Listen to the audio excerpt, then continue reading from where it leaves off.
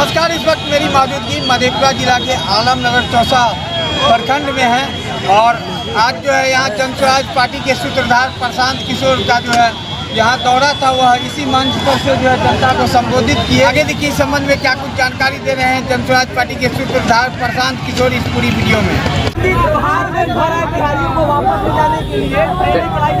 त्योहार में जो बिहार के बच्चे बाहर से आए हैं वो अगर बिहार में व्यवस्था नहीं बदली तो निश्चित तौर पर उनको अगले 10-15 दिन में वापस जाना पड़ेगा और वहीं गुजरात में, तमिलनाडु, दिल्ली, बॉम्बे की फैक्ट्रियों में जाकर जो मेहनत करने के लोग हैं उसी में फिर उनको अपनी जिंदगी शुरू करनी पड़ेगी। लेकिन अगर लोगों ने यहाँ जो बात पिछले 3 साल में बताई गई है, अगर लोगों ने यहाँ पर बदलाव किया, जन स्वराज की व्यवस्था बनी, तो जो बच्चे भी लौट कर आए हैं, जो युवा साथी भी लौट कर आए हैं, उनको वापस जाने की जरूरत नहीं है।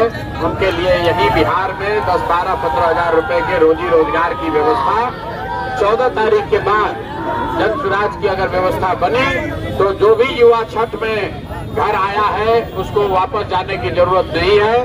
उन सारे युवाओं से अपील कर रहे हैं कि आप अभी कहीं वापस मत जाइए, चुनाव के तक यहाँ रहिए।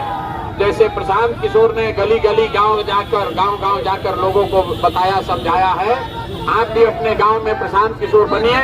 अपने परिवार का, अपने दोस्त का, अपने गांव के सभी साथियों को बताइए कि इस बार बिहार में जाति पर नहीं, हिंदू मुसलमान बनकर नहीं, 5 किलो अनाज के लिए नहीं, 5-10 हजार रुपए के लिए नहीं, सिर्फ और सिर्फ पढ़ाई और रोजगार के लिए वोट पड़ना चाहिए, बदलाव के लिए वोट पड़ना चाहिए। और अगर बिहार के बच्चों को उनके पीठ से मजदूरी का बोरा हटाना है तो सबको स्कूल के बस्ता छाप पर वोट देना है, तभी बिहार में सुधार होगा।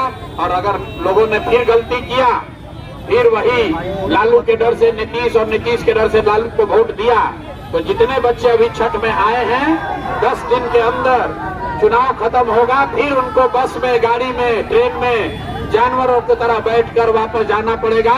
और जो लोग बाहर गए हैं उनको मालूम है, छोटा छोटा कमरा में 4-5 लड़का रहता है, दिन भर 10 घंटा 12 घंटा अपना हड्डी गलाता है, पेट काटता है कि घर पर 6,000-8,000 भेजेंगे तो हमारा परिवार का बाल बच्चा खाएगा। तो अगर उस स्थिति से निकलना है मेरे भाई, तो ये अवसर है। 6 तारीख को वोट होगा, 6 तारीख को बिहार में बदलाव कीजिए, नई सरकार बनाइए, ताकि आपको अपना घर परिवार गांव छोड़कर बाहर नहीं जाना पड़े।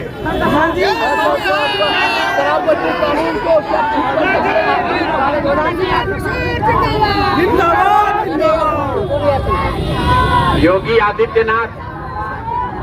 आदित्यनाथ ने अगर ऐसा कहा है कि बिहार में पलायन मुद्दा नहीं है, तो योगी आदित्यनाथ न बिहार आए हैं, न बिहार के लोगों का दर्द उनको समझ में आ रहा है। बिहार के हर गांव से, बिहार का कोई ऐसा गांव नहीं है जहां से 100-50-200 लड़के अपना घर परिवार छोड़कर सालों भर पूरे देश में जाकर मजदूरी नहीं कर रहे हैं। तो योगी आदित्यनाथ अगर कह रहे हैं कि बिहार से पलायन नहीं हो रहा है, तो बिहार का एक आदमी भी उससे सहमत नहीं होगा।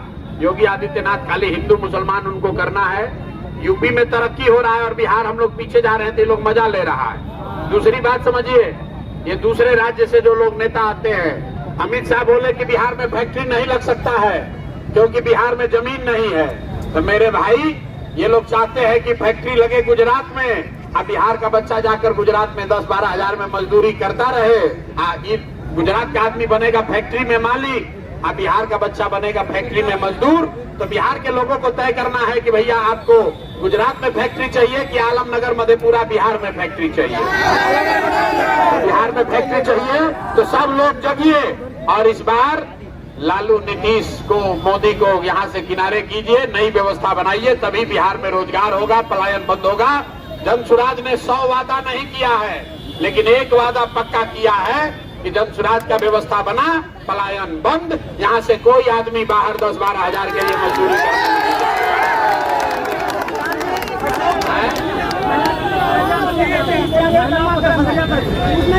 भाई, आप हिंदू हैं या मुस्लिम, अगर बिहार में रहते हैं तो क्या मुसलमानों के बच्चे बाहर मजदूरी करने नहीं जा रहे हैं? मुसलमान लोग को सुनिए, मुसलमानों को जब राशन कार्ड बना उनसे 2-2.5 घूस नहीं लिया।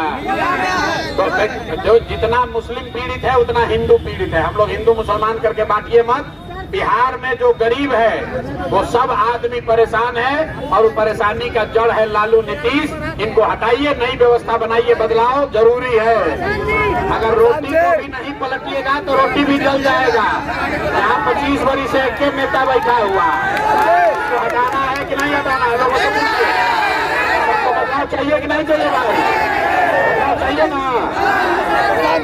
शराबबंदी हटाने के बदले शराबबंदी को ठीक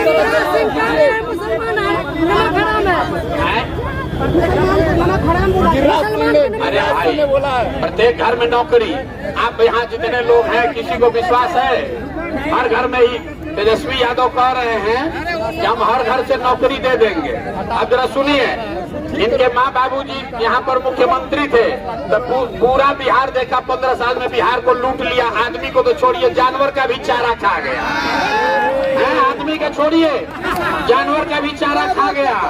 और 15 बरिस में 5 लाख आदमी को नौकरी नहीं दिया। आप कह रहा है कि हम आएंगे तो 3.5 करोड़ लोग को नौकरी दे देंगे। तो ये बूढ़ा शेर का कहानी सुने हैं? शेर बूढ़ा हो जाता है, कहानी में बताया जाता है कि बूढ़ा शेर सोना का कंगन लेकर बैठता है इस चक्कर में कि कोई राहगीर, कोई रास्ता चलने वाला आदमी सोना के कंगन के लालच में आएगा तो उसको खाएंगे।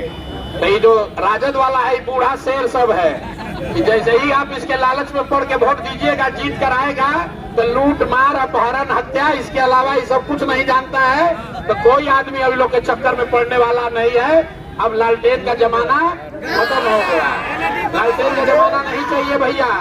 अब हम लोग को स्कूल का बस्ता चाहिए। जब तक बच्चों के लिए पढ़ाई नहीं होगा तब तक बिहार में सुधार नहीं होगा।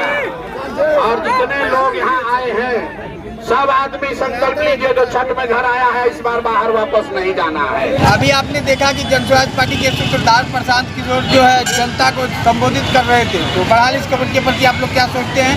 अगर आप हमारे चैनल को यूट्यूब पे देख रहे हैं तो उसको आप सब्सक्राइब कीजिएगा। अगर आप फेसबुक पेज को देख रहे हैं तो उसको आप फॉलो कीजिएगा। खबर आपको कैसा लगा कमेंट बॉक्स में अपनी प्रतिक्रिया दीजिएगा और देखते रहिए देसी समाचार 11 और मुझे दीजिए इजाजत। आरजू अंसारी, जय हिंद, जय बिहार।